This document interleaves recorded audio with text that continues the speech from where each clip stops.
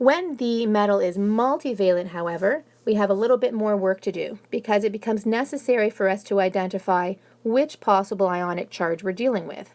And to do this, we use a rule called the zero-sum rule, which I will show you through example in the two examples seen below. In our first example, AuCl, one of the first things we notice by referring to our periodic table is that gold is multivalent. Here's gold, and we can see that gold has two possible ionic charges, +3 and +1. And it's very important that when we name this compound, that the name gives us information about which ionic charge gold has. And so for this slide, our goal will be to use the zero-sum rule in order to figure out which ionic charge for gold is being used.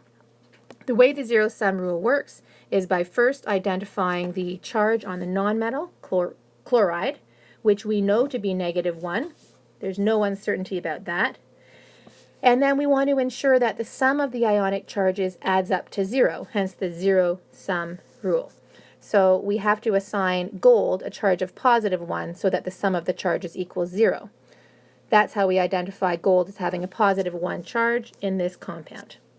We can use the same zero-sum rule for the next example, which is a compound between magnesium and oxygen. Oxide has a 2 negative charge.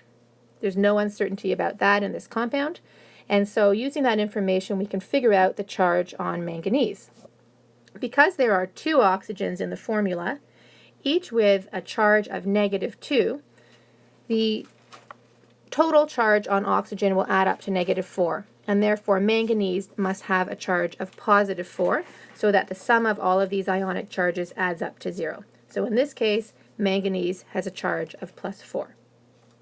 Now,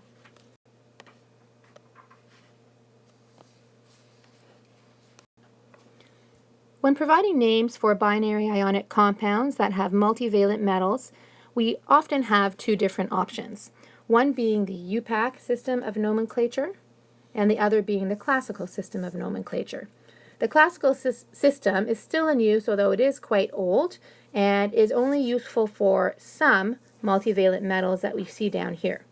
And so the two examples that we're dealing with today intentionally are dealing with two of these metals so that we can show how to name them both using the UPAC system and using the classical system of nomenclature. Before we use either of these systems, we do need to look at both of our examples, recognize that these two metals are multivalent, and find their ionic charge. So let's start with that. In the first example, FeF3, we know that iron has possibly one of a few different ionic charges. However, we're certain that fluoride will be assigned a charge of 1 negative because of its position in the halogen family.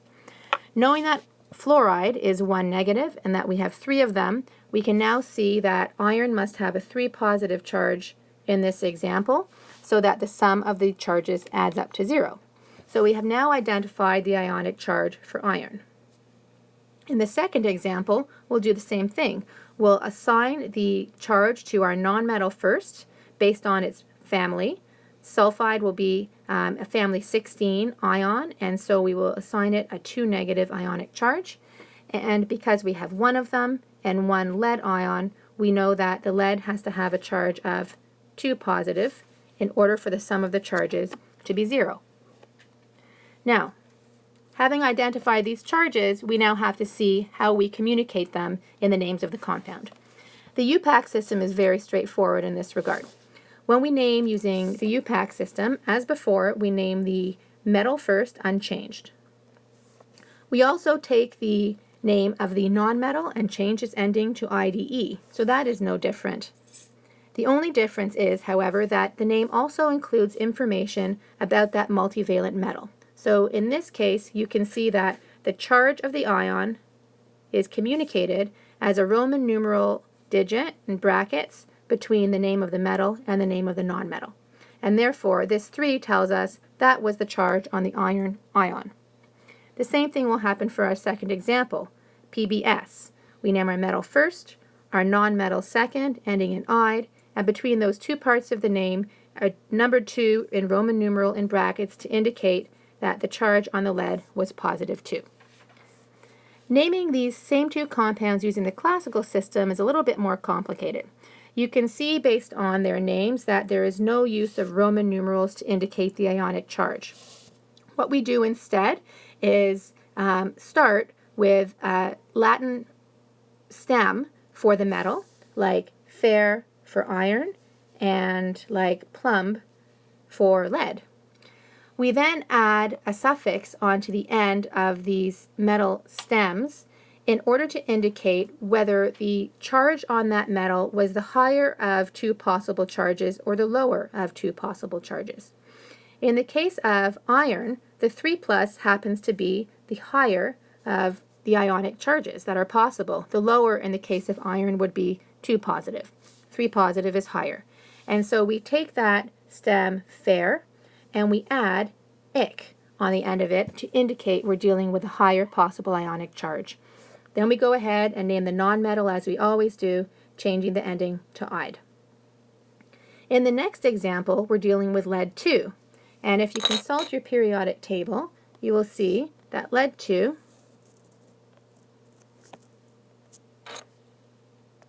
is the lower of the two possible charges, the higher being lead 4. So having identified lead 2 as being the lower of the two charges, we know that once we have our metal stem, that we have to add OUS as a suffix to indicate we've identified the lower possible ionic charge. So lead 2 will be plumbus. And then again, we add the name of the nonmetal to the end, ending with IDE.